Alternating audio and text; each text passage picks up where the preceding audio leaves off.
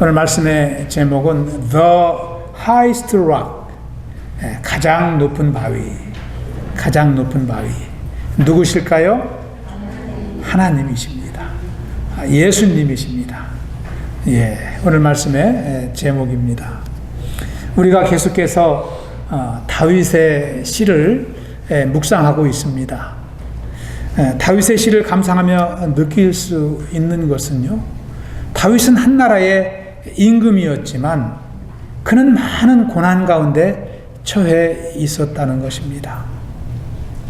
오늘 말씀도 다윗이 고난 가운데 하나님께 드린 기도입니다. 특별히 오늘 시는 다윗이 땅끝에서 처한 것과 같은 절박하고 또 답답한 상황에서 하나님께 나아가는 것입니다. 피난처가 되시고 견고한 망대가 되시는 하나님을 붙드는 다윗의 모습을 오늘 말씀을 통해서 우리는 확인할 수 있습니다. 다윗은요, 어떤 상황에서도 기도했습니다. 저는 이 다윗을 보면서 그가 훌륭한 것이 바로 이것이 아닌가.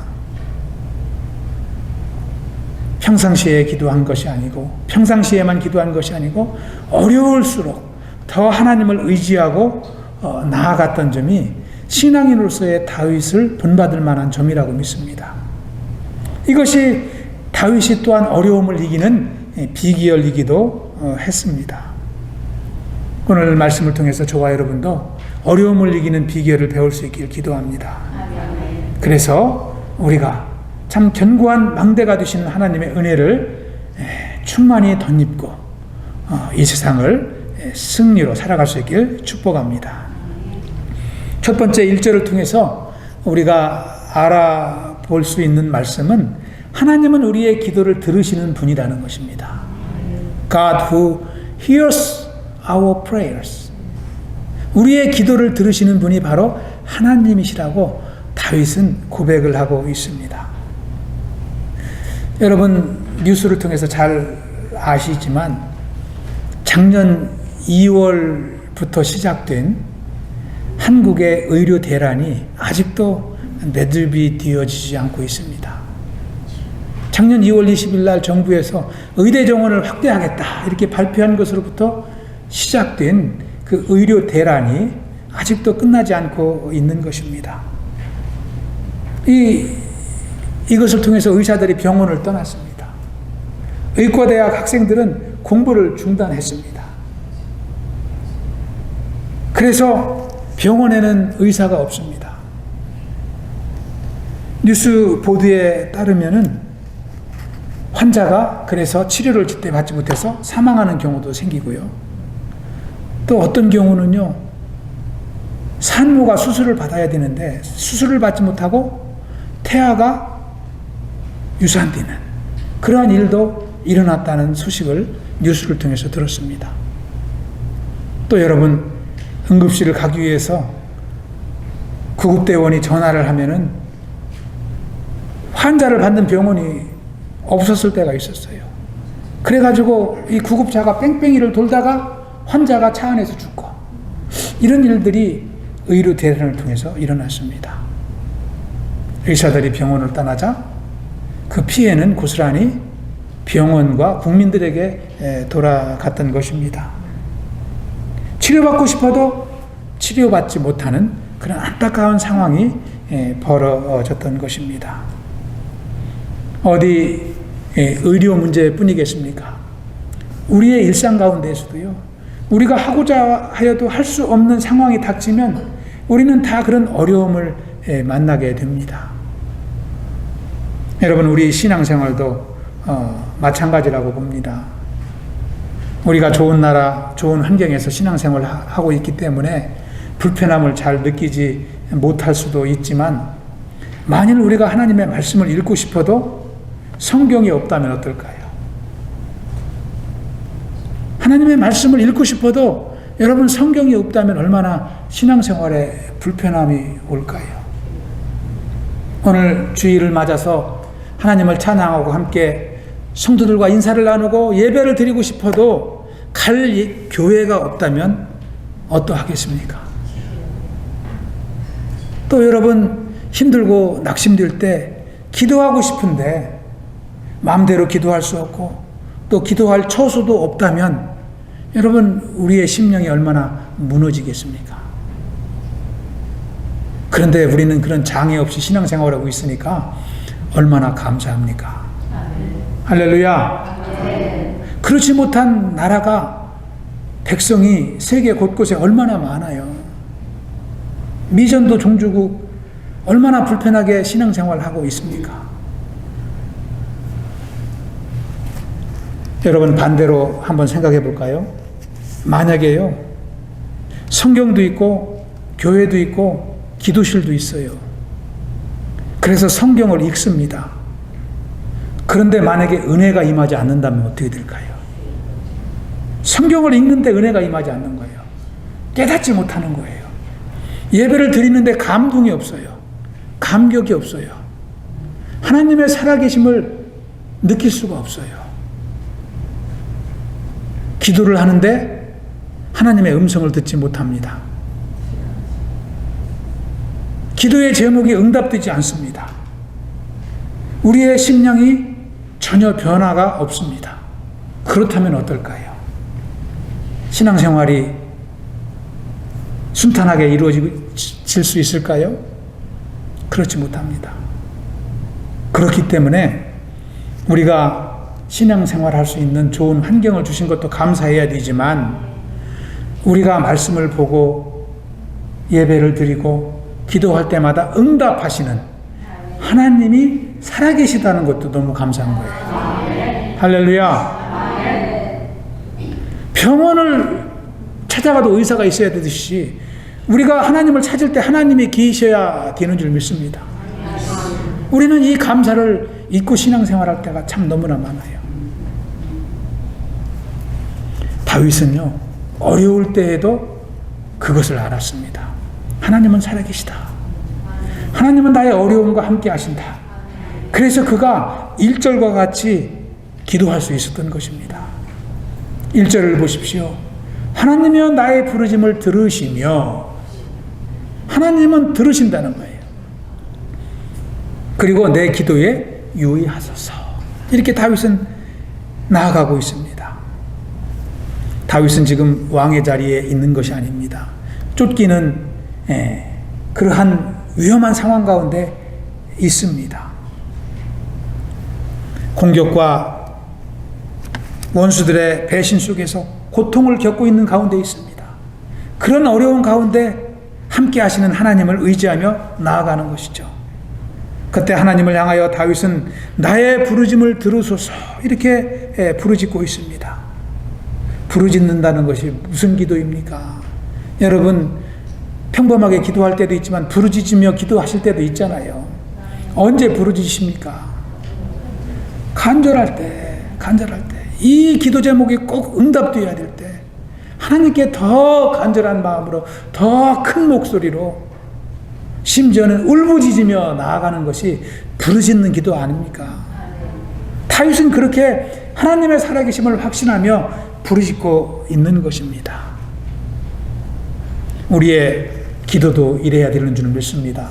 기도는 형식이 아닙니다. 기도는 의식이 아니에요. 기도는 예배 때 드려지는 대표 기도하는 것과 같은 날마다 그렇게 기도가 드려져야 되는 것이 아닙니다. 하나님께 때로는 때를 쓸 때도 있고요. 울부짖을 때도 있고요. 간절하게 애원할 때도 있고요. 우리의 기도는요, 살아있는 기도가 돼야 돼요.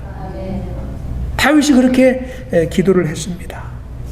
하나님은 우리가 형식을 다 내려놓고 진솔한 심정으로 하나님께 나아가 기도할 때 우리의 기도를 들으시고 응답하여 주시는 줄 믿습니다.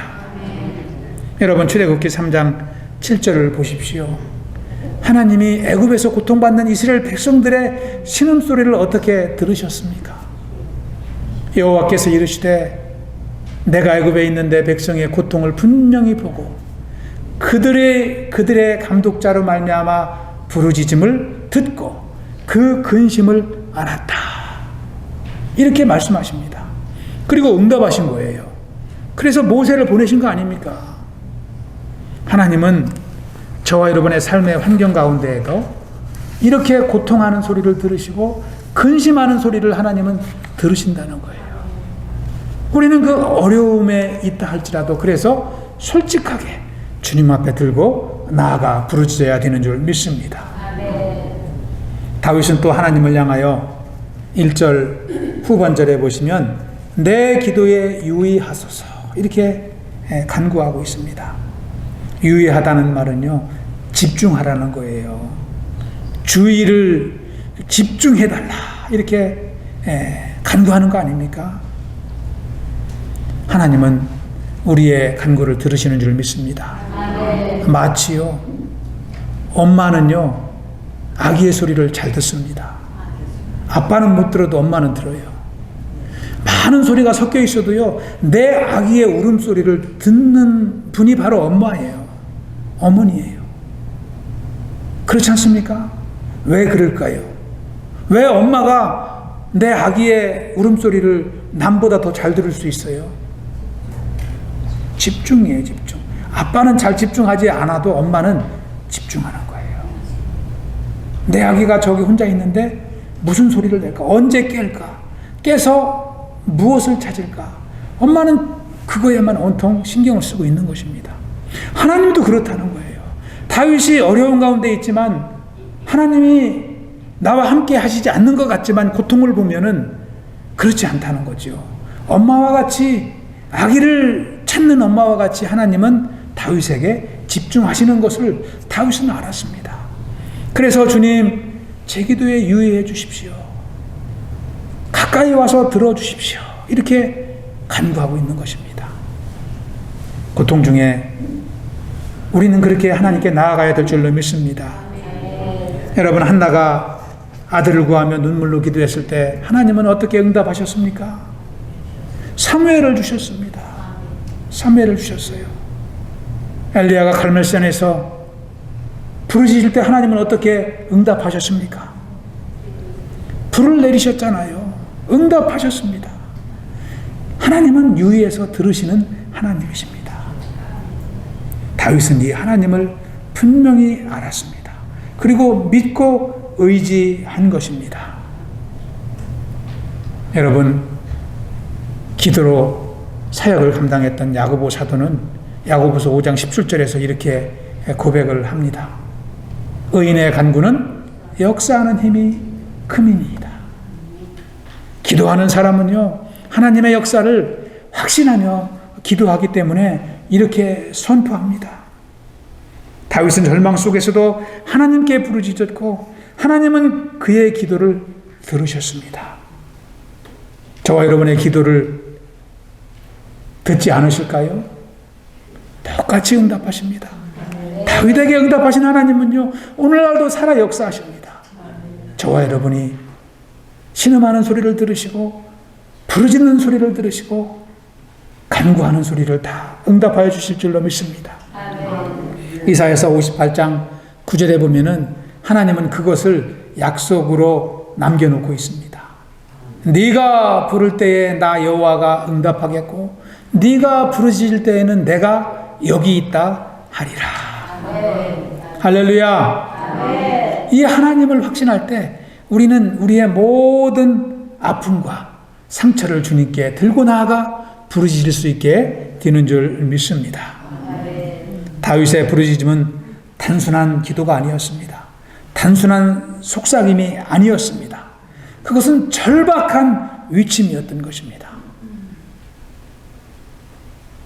우리도 형식을 버리고 생명을 걸고 기도할 때 하나님의 응답을 경험하게 될 줄로 믿습니다. 저와 여러분이 기도가 막혀도 아무리 절박한 순간이 온다 할지라도 하나님의 살아계심을 우리가 깨닫고 기도 가운데 나아갈 수 있길 축복합니다. 아멘. 할렐루야. 아멘.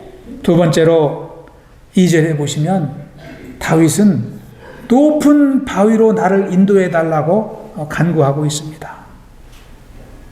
내 마음이 약해질 때 땅끝에서부터 주께 부르짖으오리니. 다윗은 지금 마음이 약해져 있는 것을 우리는 쉽게 알 수 있습니다. 땅끝에서부터 주께 부르짖는다고 말하고 있잖아요. 그것은 다윗이 땅끝에 서 있는 기분이라는 거죠. 땅끝은 어디를 말해요? 지구가 둥근데 땅끝이 어디 있어요? 땅끝은 다윗이 서 있는 절벽, 낭떠러지를 말하는 거예요.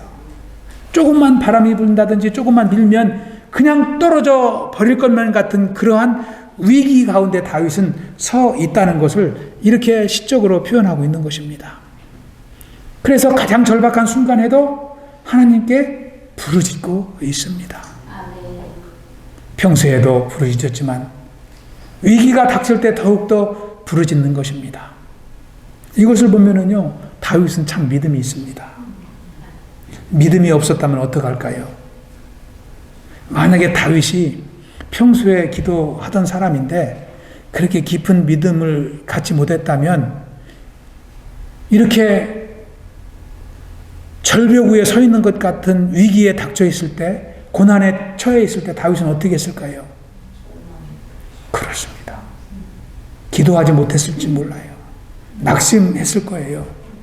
그래서 평소에 기도하다가도 어려움이 오면은 기도하지 않는 사람도 있습니다.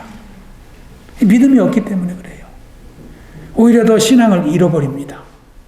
오히려 그때가 하나님을 더 경험할 때인데 부르짖지 않기 때문입니다. 그러나 다윗은 달랐습니다. 더 세게 기도했습니다.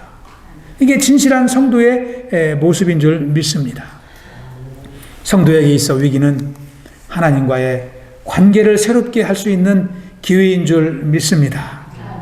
저와 여러분이 절박할수록 더 기도할 수 있길 축복합니다. 여기서 말하는 다윗의 절박한 상황은 무엇을 의미할까요? 전에도 나왔지만 이것은 아들 압살롬이 자신을 반역하는 순간을 가리키고 있는 것입니다.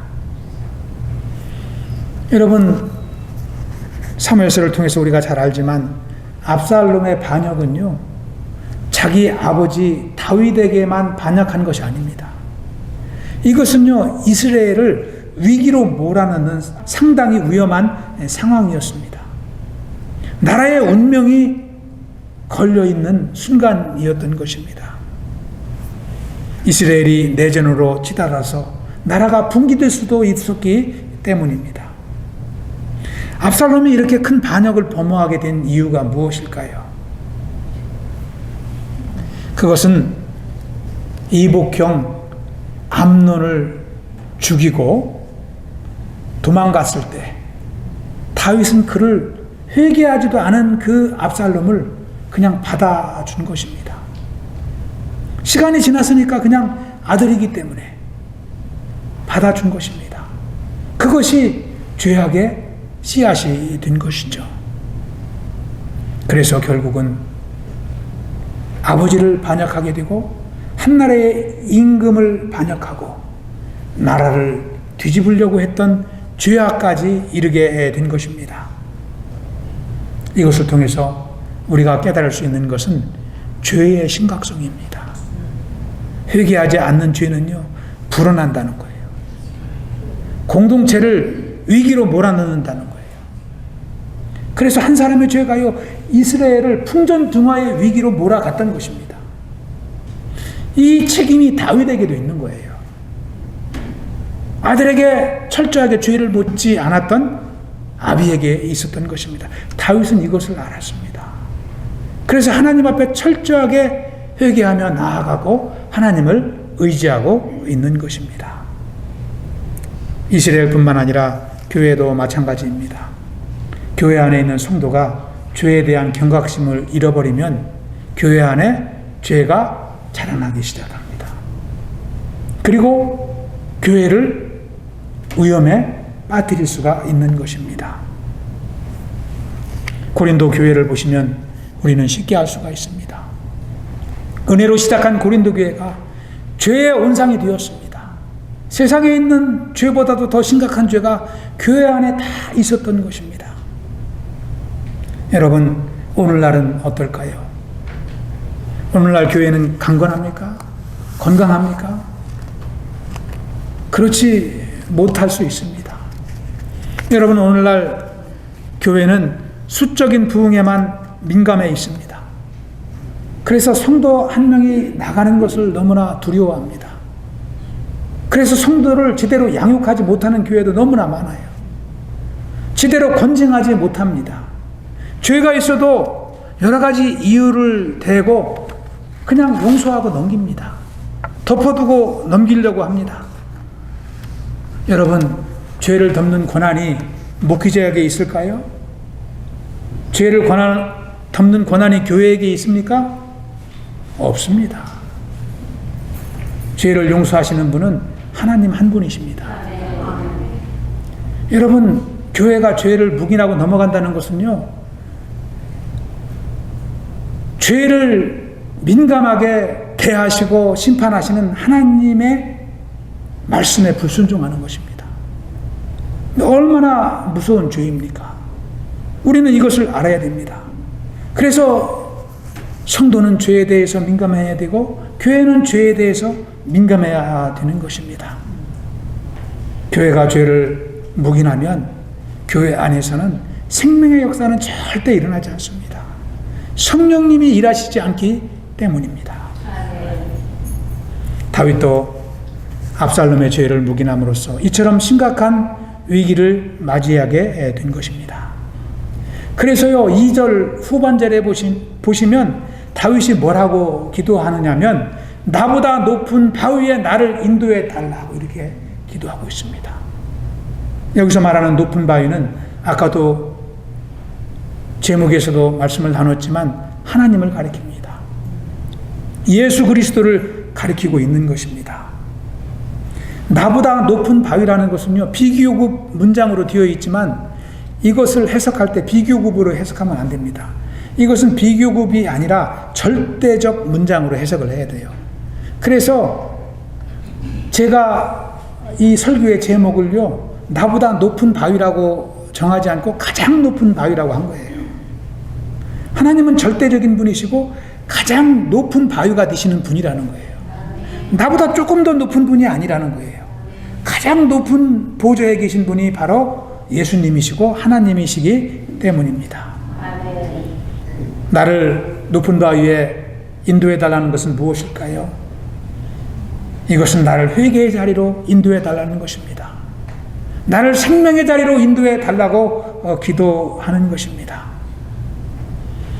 그러므로 나보다 높은 바위는 단순한 안전한 피난처가 아니라 내 죄를 덮는 하나님의 은혜가 있는 그 자리를 말하는 것입니다. 나를 용서하시는 예수 그리스도의 보좌가 있는 그 자리가 바로 높은 자리인 것입니다. 다윗은 자신의 허물과 죄악을 다 하나님께 맡기며 다시 한번 생명의 기쁨을 회복해 달라고 기도하고 있는 것입니다. 우리도 마찬가지입니다. 우리도 주님께 이 죄와 허물을 맡기고 기도할 때 하나님은 우리의 허물을 용서하시고 생명의 기쁨을 주시는 줄 믿습니다. 할렐루야. 그러므로 우리의 인생의 어떤 문제라도 우리는 주님께 맡기며 나아가야 되는 것입니다. 다윗과 같이 나보다 높으신 하나님께 우리는 나아가야 될 것입니다. 여러분, 우리의 신앙생활 가운데에도 또 우리의 삶 속에도 보면은 우리가 해결할 수 없는 문제들이 참 너무나 많이 있습니다. 그때 우리는 하나님을 기억해야 됩니다. 나보다 능력 많으신 주님, 나보다 은혜로 지혜로 충만하신 주님 앞에 나아가야 되기 때문입니다. 여러분, 성경 속에 룻을 보면 하나님을 그가 어떻게 의지하고 살았는지를 우리는 알 수가 있습니다. 룻은 이방 여인이었습니다. 남편이 죽고 아무 소망이 없었습니다. 그러나 그는 높은 곳에 계신 주님을 바라보는 여인이었습니다. 그래서 믿음으로 시어머니를 따라 하나님의 백성에게로 돌아온 것입니다. 하나님은 그 여인의 믿음을 어떻게 축복하셨습니까? 여러분, 룻은 다윗의 조상이 되었습니다. 예수님의 족보에까지 오르는 여인으로 성경에 기록되고 있습니다. 저 여러분이 연약할수록 또 우리 안에 허물이 있을수록 주님께 나아갈 수 있기를 축원합니다. 높은 바위가 되시는 주님을 의지하며 나아갈 때 하나님은 우리를 축복하시고 우리의 심령을 새롭게 하시고 우리를 하나님의 자리로 인도하여 주실 줄로 믿습니다. 저와 여러분이 은혜를 주시는 하나님을 경험하며 살아갈 수 있길 축원합니다. 세 번째로 3절 4절을 보시면 다윗은 계속 기도합니다. 주의 날개 아래로 피하라. 주의 날개 아래로 피하기 위해서 간구하는 다윗의 모습을 볼 수가 있습니다. 3절을 보십시오. 주는 나의 피난처시요 원수를 피하는 견고한 망대이심이니이다. 여러분, 피난처가 무엇입니까? 견고한 망대가 무엇입니까? 그곳은요, 안전한 곳입니다. 그곳에 가서 숨으면 누구도 공격할 수가 없기 때문입니다. 다윗은 이 위험 속에서, 위기 속에서 피난처가 되시고 견고한 망대가 되시는 하나님을 바라보며 그 품으로 나아가고 있는 것입니다. 그것은 그만큼 다윗이 하나님의 사랑을 확신하고 있기 때문입니다. 나를 받아주시고 품어주시는 하나님을 의지하기 때문에 다윗은 계속해서 하나님께 나아가고 있는 것입니다. 그래서 4절에서는 이렇게 다윗은 고백합니다. 한번 4절 합독하겠습니다. 시작. 내가 영원히 주의 장막에 머물며 내가 주의 날개 아래로 피하리이다. 아멘. 내가 영원히 주의 장막에 머물며 내가 주의 날개 아래로 피하리이라. 4절에 보면은 두 단어가 쉽게 떠오릅니다. 첫째는 주의 장막입니다. 주의 장막은 하나님이 임재하신 곳입니다. 다시 말하면 예배의 처소라고도 할 수가 있습니다. 다윗이 어떻게 기도하고 있습니까? 다윗은 그 하나님을 예배하고 있는 것입니다. 영원히 주의 장막에 머물겠다고 선포하며 그 하나님을 예배하는 다윗의 모습을 우리는 상상해 볼 수가 있습니다. 하나님의 절대적인 보호 아래에 있는 다윗의 모습을 우리는 볼 수 있습니다. 주의 날개는 하나님의 무조건적인 은총을 가리키는 단어입니다. 그 주의 날개 아래로 피한다는 것은 하나님의 은혜 안으로 들어간다는 것이죠. 나를 용서하시고 나를 다시 받아주시는 하나님에게로 내가 나아가겠다. 이렇게 말씀하는 것입니다. 어미 닭이 병아리를 품듯이 하나님은 다윗을 그렇게 품어주시기 때문입니다. 그래서 하나님께 피하면 우리는 어떤 원수의 공격도 피할 수 있게 되는 줄 믿습니다. 우리에게 많은 대적이 있습니다. 우리는 그래서 하나님을 의지하며 믿음으로 나아가야 됩니다. 우리의 많은 대적 중에 대부분 신앙생활을 통해서 경험을 해보면 우리가 상대할 수 없는 대적들이 너무나 많습니다. 영적인 싸움은 우리가 스스로 이길 수 없는 것입니다. 그래서 하나님을 의지해야 됩니다. 우리의 대적 중에 가장 큰 대적은 무엇일까요? 여러분에게 가장 큰 원수는 누구입니까? 그것은 사람이 아니라 사망입니다. 인간의 가장 큰 원수는 죽음입니다. 죽음을 막을 자는 아무도 없기 때문입니다. 이것을 피하기 위해서 아무리 우리가 힘쓴다고 해도 인간은 한 시간도 이 죽음을 막을 길이 없습니다. 그런데 하나님은 이 우리의 연약한 인생을 위해서 이 죽음을 이기도록 해 주셨다는 것입니다. 누구를 통해서 이기게 하셨을까요? 예수 그리스도를 통해서 사망 권세를 이기도록 우리에게 축복하셨다는 거예요. 그래서 우리는 우리를 이기게 하신 그 하나님께 나아갈 때 우리는 사망을 이기고 승리하게 되는 것입니다. 예수 그리스도는 그에게로 피하는 자들을 위해서 사망의 화살을 대신 맞아 주셨기 때문입니다. 그래서 우리에게는 사망으로 인해서 낙심이 오지 않습니다. 영원한 산소망 가운데 살아갈 수 있게 되는 것입니다. 할렐루야.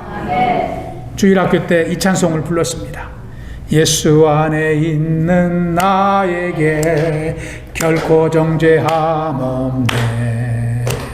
생명의 성령의 법이 해방하였네. 예수 안에 있는 나에게 결코 정죄함 없네. 생명의 성령의 법이 해방하였네. 예수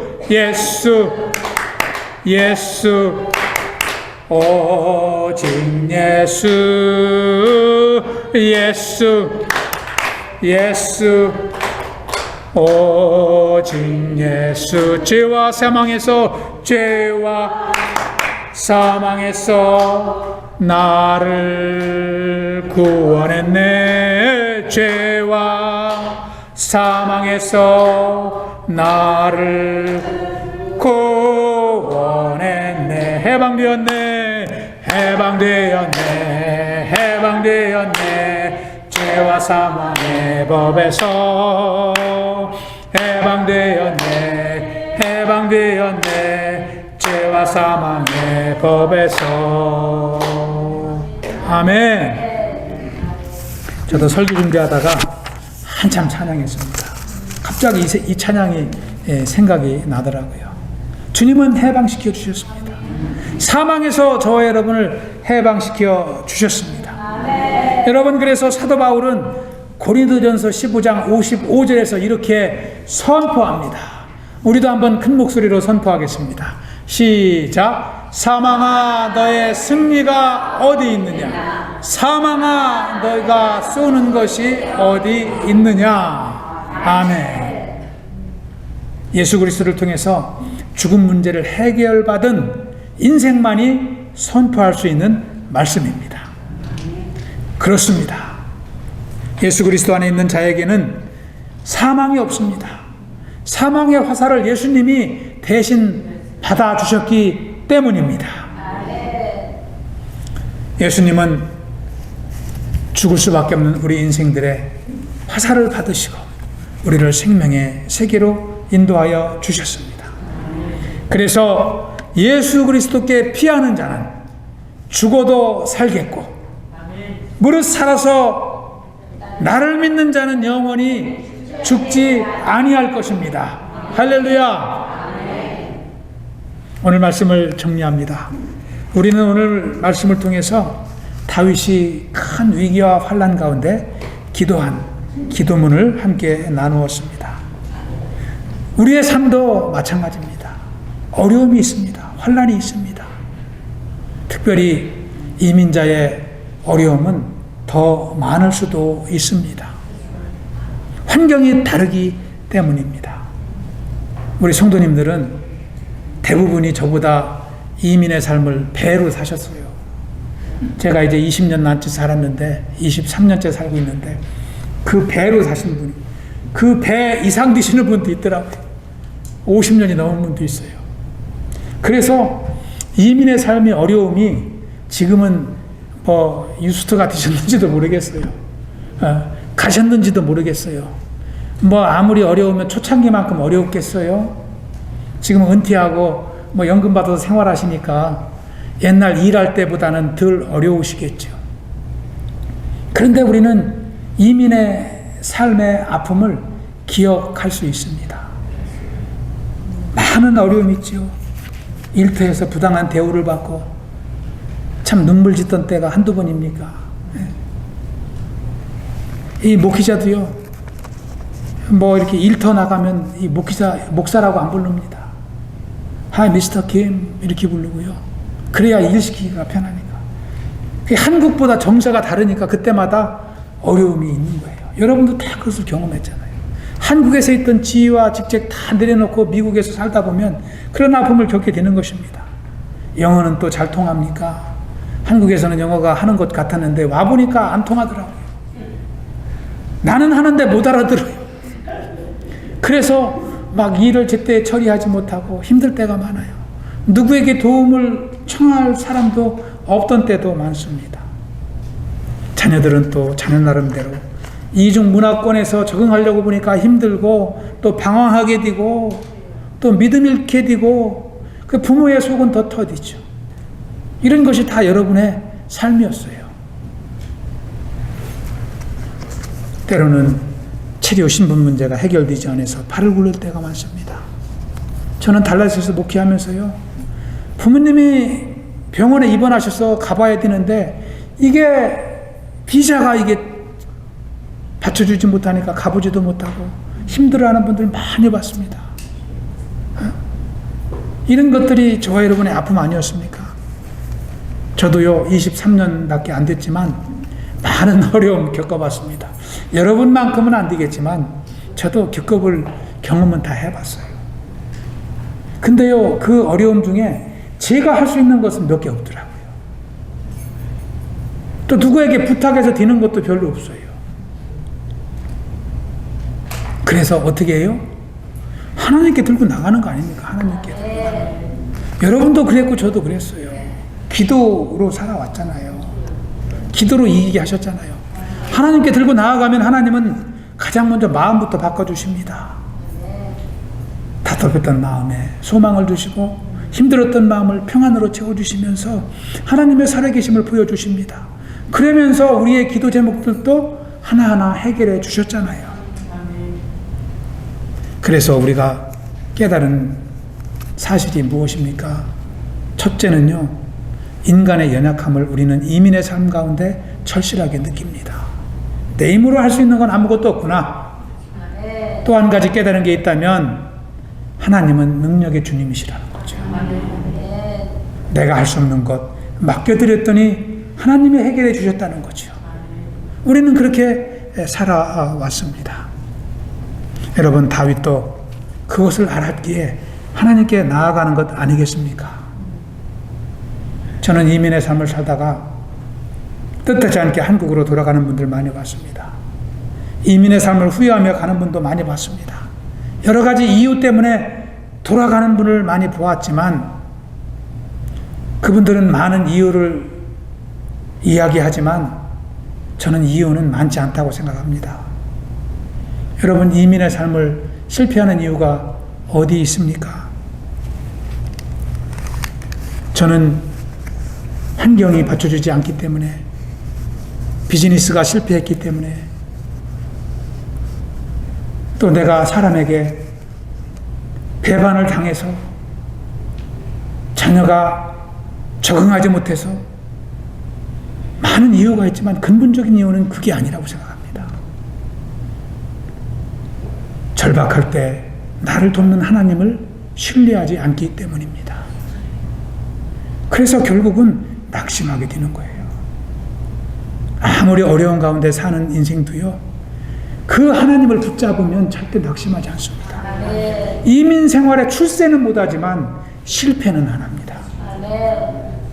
그것이 진정한 성공입니다. 이 땅에서 얻고 출세하는 것이 성공이 아닙니다. 믿음 잃지 않는 것이 진정한 성공인 줄 믿습니다. 여러분, 이민의 삶을 살았던 아브라함은 믿음으로 승리했습니다. 믿음으로 믿음의 조상이 되었습니다. 여러분, 요셉은 어땠습니까? 애굽의 노예로 팔려갔지만 그는 하나님을 의지함으로 승리했습니다. 그보다 더 어려운 환경이 어디 있을까요? 우리가 신앙생활에서 승리할 수 있는 방법도 똑같습니다. 남은 인생도 승리할 수 있는 방법도 똑같습니다. 절박할 때 하나님만 붙잡으면 됩니다. 이것이 승리의 비결이요, 우리가 하나님의 축복을 누리는 비결인 줄 믿습니다. 저와 여러분이 나보다 더 높이 계시는 하나님을 바라보며 나아갈 수 있길 축원합니다. 할렐루야. 우리 마지막으로 한번 해보겠습니다. 높이 계시는 주님께로 나아갑시다. 높이 계시는 주님께로 나아갑시다. 아멘. 기도하겠습니다. 아버지, 감사합니다. 복된 주의를 허락하여 주시고 살아계신 주님을 찬양하며 예배할 수 있도록 인도하셔서 감사합니다. 오늘 말씀과 같이 또 참 우리 다윗과 같이 우리가 참 어려운 가운데 낙심하기보다 우리를 도우시고 우리의 기도에 유의하시는 하나님께 나아갈 수 있도록 축복하여 주시옵소서. 가장 높은 곳에 계시는 하나님을 바라보며 승리의 인생길을 걸어갈 수 있도록 인도하여 주시옵소서. 감사하오며 예수님 이름으로 기도하옵나이다. 아멘.